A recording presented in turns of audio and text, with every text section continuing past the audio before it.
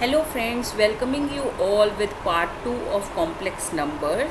In this part we are going to take sections like how to change any number in polar form.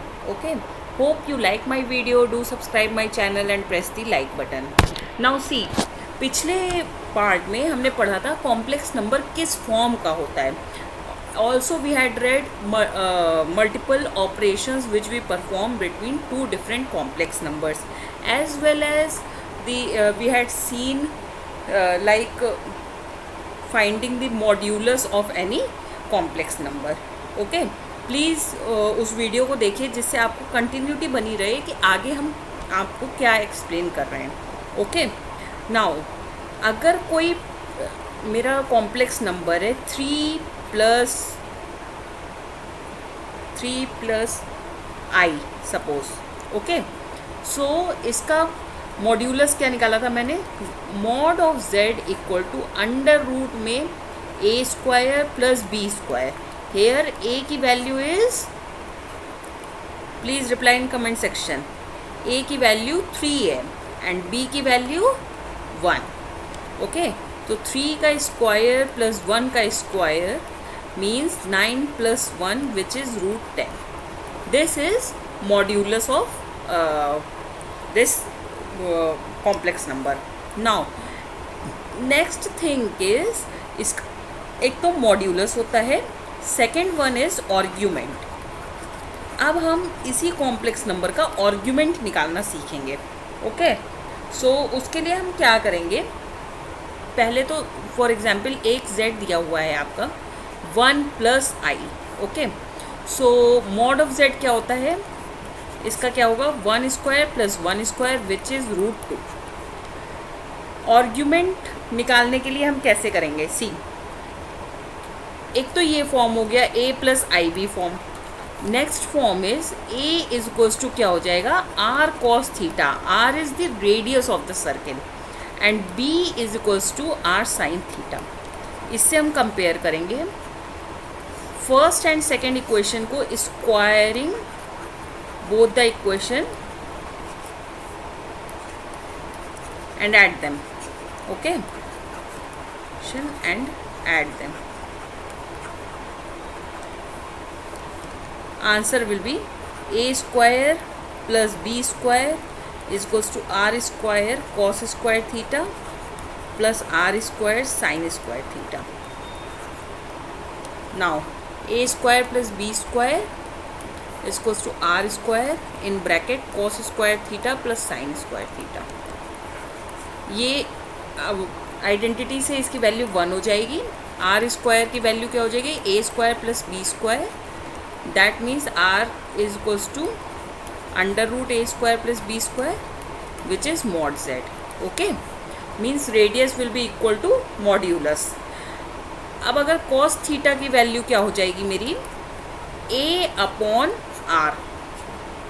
Understood, means a upon mod z and sine theta will be r b upon r which is equal to b upon mod z. यहाँ पे a की value थी 1, mod z की value थी root 2. Similarly here also b की value 1 and mod z is root 2. अब आप देख रहे हो कि cos थीटा और sin theta both are positive. यहाँ पे कैसे लिखेंगे हम, see cos theta is equals to 1 by root 2 है. 1 बाई रूट 2 cos थीटा की वैल्यू कब होती है, जब थीटा मेरा 45 डिग्री होता है. That means this will be equal to cos 45 degree और in radian cos pi by 4. Similarly sin theta equal to 1 by root 2 which is equal to sine pi by 4. दोनों positive है, दोनों की value positive है, means first quadrant की we are talking about. Okay, so theta will be pi by 4 which is argument of this complex number. Okay, similarly अगर आपको एक question दिया जिसमें cos थीटा की वैल्यू हमारी आ रही है सपोज रूट 3/2 है ना, और साइन थीटा की वैल्यू आ रही है हमारी -12. तो इसके लिए आप देखो cos पॉजिटिव होना है और साइन नेगेटिव. ये किस क्वाड्रेंट में होता है, ये 4th क्वाड्रेंट में होता है.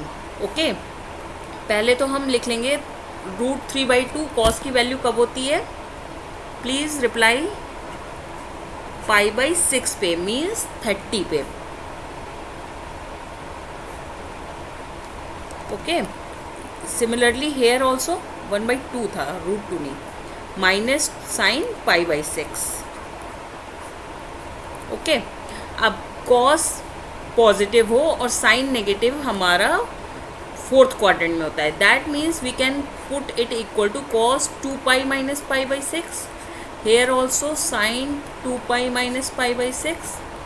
सो आर्ग्यूमेंट क्या हो जाएगा हमारा, 2π - π/6 को जब सॉल्व करेंगे तो answer will be 11π/6। So argument is 11π/6।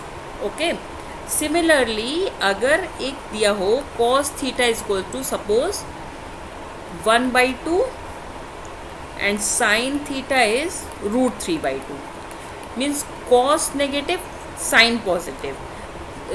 This means किस क्वाड्रेंट में हम बात कर रहे हैं, सेकेंड क्वाड्रेंट में। ओके, मैं हर क्वाड्रेंट का रूल बता दूंगी। फर्स्ट का वी हैड डिस्कस्ड, अगर दोनों पॉजिटिव हैं तो सिंपली हम जिस पे भी आएगी मीन्स 0 से 90 डिग्री पे कहाँ पे वैल्यू आ रही है वही आर्ग्यूमेंट हो जाएगा। अगर हम फोर्थ क्वाड्रेंट की बात कर रहे हैं जब कॉस पॉजिटिव है साइन नेगेटिव, तो 2π माइनस करके निकाल लेंगे। ओके, अगर यहाँ पे कॉस नेगेटिव है साइन पॉजिटिव, दैट मीन्स किस क्वाड्रेंट की बात हो रही है, सेकेंड क्वाड्रेंट की बात हो रही है। तो पहले तो हम ये लिखेंगे कि कॉस थीटा की वैल्यू 0 से 90 के बीच में कब हाफ होती है, तो ये होती है π/3 पे। ओके, सिमिलरली √3/2 साइन थीटा की वैल्यू कब होती है, सेम एज इट इज़ π/3 पे मीन्स 60 पे। ओके, अब हम देखेंगे कि किस क्वाड्रेंट में कॉस नेगेटिव है और साइन पॉजिटिव है, सेकेंड क्वाड्रेंट में। That is why we will do cos π - π/3। ये मैंने कैसे लिखा, cos π - थीटा की वैल्यू माइनस cos थीटा होता है, इसलिए मैंने ऐसे लिखा। ओके, यहाँ पे क्या हो जाएगा, साइन π - π/3। सो आर्ग्यूमेंट की वैल्यू क्या हो जाएगी, π - π/3 विच इज़ 2π/3। ओके, नाउ अब अगर थर्ड क्वाड्रेंट की हम बात करते हैं, वेट, ये सब आप नोट डाउन कर लीजिए जिससे आपको कोई भी प्रॉब्लम ना हो समझने में। ओके,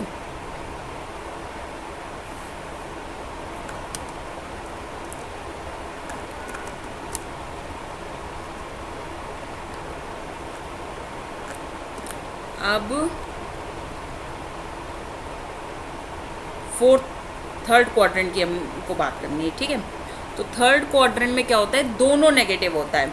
तो मैंने सपोज किया cos थीटा की वैल्यू -1/√2, साइन थीटा की वैल्यू -1/√2।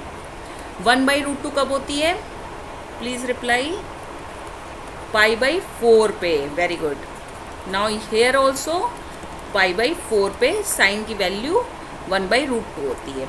ठीक है, थर्ड क्वाड्रेंट की बात कर रहे हैं तो मीन्स क्या है, pi plus theta, that means यहाँ पे क्या लिखेंगे, पाई प्लस π/4। सिमिलरली यहाँ पे भी पाई प्लस π/4। अब आपको ये लग रहा होगा हम 3π/2 माइनस भी लिख सकते थे, बट मैंने इसलिए नहीं लिखा क्योंकि cos will change into sin and sin will change into cos. That's why we had ignored the part π/2 and 3π/2. Okay. Now argument क्या हो जाएगा यहाँ पे, with equal to pi plus π/4 which is equal to 5π/4. So this is the answer for third quadrant. Third quadrant में बात कर रहे होंगे तो पाई प्लस कर दोगे आप, फर्स्ट क्वाड्रेंट में बात कर रहे होंगे तो एज इट इज़ उतार दोगे, सेकेंड क्वाड्रेंट में बात हो रही होगी तो आप पाई माइनस करोगे, एंड फोर्थ क्वाड्रेंट की बात हो रही होगी तो 2π माइनस करोगे। ठीक है, तो ये रूल आप एक टेबल बना लो जिससे ये रूल आपको याद हो जाए। First, second, third, fourth, first quadrant same, second quadrant की बात कर रहे होंगे तो क्या करेंगे हम, पाई माइनस जो भी वैल्यू आएगी। थर्ड क्वाड्रेंट की बात करेंगे तो pi plus, and fourth quadrant में 2 pi minus. Okay, so this is the rule for finding the argument of any complex number. Okay, now we will do some more question finding multiplicative inverse of any complex number in our next video. Till then, goodbye. Thank you so much.